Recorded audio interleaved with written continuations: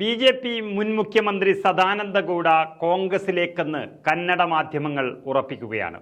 അല്പസമയത്തിനകം പ്രഖ്യാപനമുണ്ടാകും. സദാനന്ദ ഗൗഡ മൈസൂരിൽ കോൺഗ്രസ് സ്ഥാനാർത്ഥിയായേക്കും എന്നും വാർത്തകൾ വരികയാണ്. അതുപോലെ BJPയുടെ മുൻ ഉപമുഖ്യമന്ത്രി KS ഈശ്വരപ്പ ശിവമൊഗയിൽ BJPയുടെ വിമത സ്ഥാനാർത്ഥിയായി പ്രഖ്യാപനം നടത്തിക്കഴിഞ്ഞു.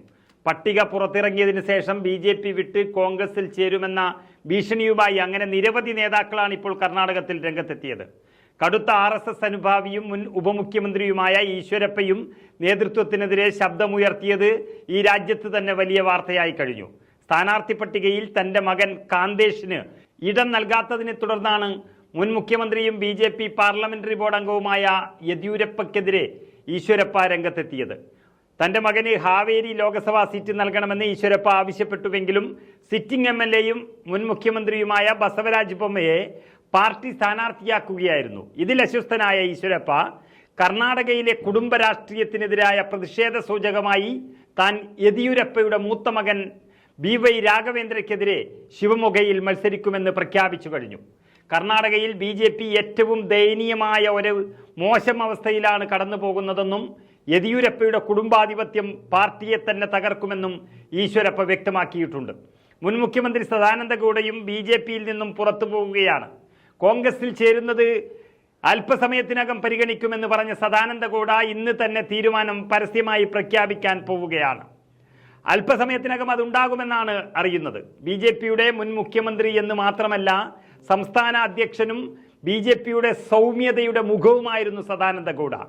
വലിയ തിരിച്ചടിയായിരിക്കും അദ്ദേഹം പാർട്ടി വിട്ടാൽ BJPയെ സംബന്ധിച്ചിടത്തോളം.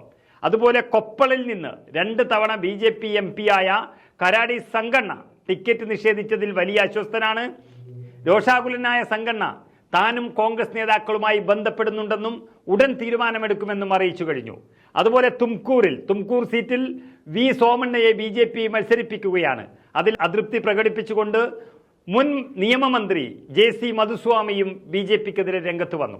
യെദ്യൂരപ്പ തനിക്ക് വേണ്ടി നിലകൊള്ളാത്തതും തന്റെ സ്ഥാനാർത്ഥിത്വത്തെ പിന്തുണയ്ക്കാത്തതും വേദനാജനകമാണെന്നായിരുന്നു മധുസ്വാമിയുടെ പ്രതികരണം. തുംകൂറുകാരനായ മധുസ്വാമിയെ തഴഞ്ഞ് മറ്റു ജില്ലക്കാരനായ സോമണ്ണനെ കൊണ്ടുവന്നത് അംഗീകരിക്കാനാകില്ലെന്ന് മധുസ്വാമി ഉറപ്പിച്ചു പറയുന്നു. സംരക്ഷണമില്ലാത്തപ്പോൾ ഈ പാർട്ടിയിൽ തുടരണോ വേണ്ടയോ എന്ന് ഉടൻ തീരുമാനിക്കുമെന്നും പ്രവർത്തകരുമായി ചർച്ച ചെയ്ത് അതിൽ തീരുമാനമുണ്ടാക്കുമെന്നും മധുസ്വാമി പറഞ്ഞു കഴിഞ്ഞു.